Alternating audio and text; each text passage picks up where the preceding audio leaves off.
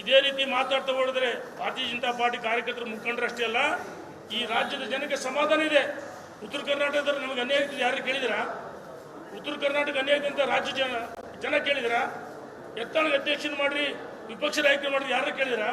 ಉತ್ತರ ಕರ್ನಾಟಕ ಅಭಿವೃದ್ಧಿ ಆಗ್ಬೇಕಂತ ಹೇಳಿದ್ರೆ ಉತ್ತರ ಕರ್ನಾಟಕದ ಅಷ್ಟೇ ಅಲ್ಲ, ರಾಜ್ಯದ ಜನರಿಗೆ ವಿಜಯೇಂದ್ರ ಯಡಿಯೂರಪ್ಪ ಅಧ್ಯಕ್ಷ ಆದ್ಮೇಲೆ ಸಮಾಧಾನ ಇದೆ. ಬಹುಶಃ ಯಡಿಯೂರಪ್ಪ ಅಂತ ಒಬ್ಬ ಪ್ರಶ್ನಾತೀತ ನಾಯಕರ ಬಗ್ಗೆ ಮಾತಾಡ್ತೀವಿ ಅಂದ್ರೆ ಇನ್ನು ಮುಂದೆ ಸಹಿಸಕಾಲ ಅಂತೇಳಿ ಎಕ್ಸಿಕೆಯನ್ನು ಕೊಡ್ತೀರಿ. ಯಾಕೆ ನೀನು ನನ್ನ ಮಂತ್ರಿ ಮಾಡಲಿಲ್ಲ ಅಂತೇಳಿ ಈ ರೀತಿ ಅರವಿಚ್ ಅಂತ ಮಾತಾಡ್ತೀರಾ?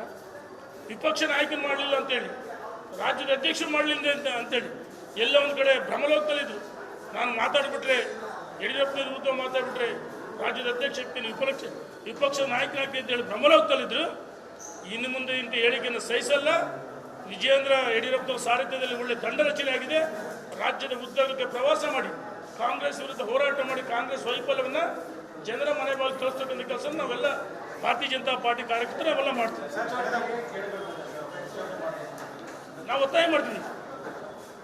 ಇಂಥವ್ರು ಇಟ್ಕೊಂಡು ನೋಡಿ ಒಳಗೆ ಹೊರಗಿನ ಶತ್ರುಗಳನ್ನ ಅಟ್ಯಾಕ್ ಮಾಡ್ಬೋದು. ಹಿತಶತ್ರುಗಳು ಜೊತೆಯಲ್ಲಿ ನೀವು ಚಾಕು ಹಾಕೋದು. ಇಂಥ ಮುಲಾಜಿಲ್ಲ, ಇಂಥರ ಮೇಲೆ ಶಿಸ್ತು ಕ್ರಮ ಜರುಗಿಸಬೇಕು.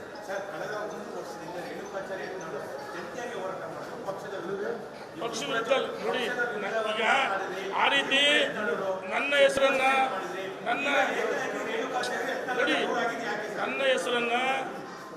ಹುಚ್ಚು ನಾಯಿ ಜೊತೆಗೆ ತಳ್ಕಾಕ್ಬಾರ್ದು. ಹುಚ್ಚು ನಾಯಿ ಬಗಳ್ತಾ ಇರುತ್ತೆ. ನಾನು ಹೇಳಿದ್ದೇನು, 2023 ವಿಧಾನಸಭೆ ಚುನಾವಣೆಯಲ್ಲಿ ಸೋಲಿಗೆ ಏನು ಕಾರಣ ಆತ್ಮಲೋಕನ ಮಾಡಿಕೊಳ್ಬೇಕಂತ ಅಷ್ಟೇ ಹೇಳಿದೆ. ನಾನು ಮೋದಿ ವಿರುದ್ಧ, ಭಾರತೀಯ ಜನತಾ ಪಾರ್ಟಿ ವಿರುದ್ಧ, ಯಡಿಯೂರಪ್ಪ ವಿರುದ್ಧ ಮಾತಾಡಿಲ್ಲ. ಆತ್ಮಲೋಕನ ಮಾಡಿಕೊಳ್ಬೇಕಂತ ಹೇಳಿದೆ. ಈ ದೇಶದಲ್ಲಿ ನರೇಂದ್ರ ಮೋದಿ ಮತ್ತೊಮ್ಮೆ 3ನೇ ಬಾರಿ ಪ್ರಧಾನಮಂತ್ರಿ ಆಗಬೇಕು, ಕರ್ನಾಟಕದಲ್ಲಿ ಹೊಸ ತಂಡ ಬರಬೇಕಂತ ಹೇಳಿ ಎಷ್ಟು ಮಾತಾಡಿದ್ದೀನಿ. ಬಿಟ್ಟರೆ ಭಾರತೀಯ ಜನತಾ ಪಾರ್ಟಿ ವಿರುದ್ಧವಾಗಿ ಮೋದಿ ಯಡಿಯೂರಪ್ಪ ವಿರುದ್ಧ ಒಂದೇ ಒಂದು ಮಾತಾಡಿದೆ. ನೀವು ವಿಡಿಯೋ ತುಣುಕುಗಳು ಕೊಟ್ಟರೆ ನಾನು ರಾಜಕೀಯ ನಿವೃತ್ತಿ ಆಗ್ತೀನಿ. ಈ ವಿದೇಶ ಅಂದ್ರೆ ಎತ್ತಾಳ ಮತ್ತೊಮ್ಮೆ ಸವಾಲಾಗ್ತೀನಿ. 40,000 ಕೋಟಿ ಭ್ರಷ್ಟಾಚಾರ ಆಗಿದೆ ಅಂತ ಹೇಳಿದ್ರೆ ನೀವು ದಾಖಲೆ ಬಿಡುಗಡೆ ಮಾಡಬೇಕು, ಬಹಿರಂಗ ಚರ್ಚೆ ಬನ್ನಿ. ಇಲ್ಲೇ ಇದ್ರೆ ರಾಜಕೀಯದಿಂದ ನಿವೃತ್ತಿ ಆಗ್ಬೇಕಂತೇಳಿ ನಾನು ಒತ್ತಾಯ ಮಾಡ್ತೀನಿ. ಧನ್ಯವಾದ. ನಾನು ಯಾರ ವಿರುದ್ಧ ಅಸಮಾಧಾನ ಹೊರ ಹಾಕಿಲ್ಲ. ಸೋಲಿಗೆ ಏನು ಕಾರಣ? ಈ ದೇಶದಲ್ಲಿ ಮತ್ತೊಮ್ಮೆ ನರೇಂದ್ರ ಮೋದಿ ಪ್ರಧಾನಮಂತ್ರಿ ಆಗಬೇಕು, ಅದು ನಮ್ಮೆಲ್ಲರ ಅಪೇಕ್ಷಿತ ಅಷ್ಟೇ ಉದ್ದೇಶ.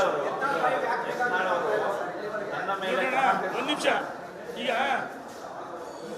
ಅಂತ್ಯ ಇದು. ಯಾರು ನಾನು ಮಾತ್ರ ನಂದು ಅಂತೇನೆ. ಈಗ ಪ್ರಕಾಶಮಾನವಾಗಿ ದೀಪ ಉರಿತೇ ಇರುತ್ತೆ. ಯಾಕೆ ಉರಿತೆ? ಒಂದೆಸರಿಗೆ ಭ್ರಷ್ಟ ಆಗುತ್ತೆ.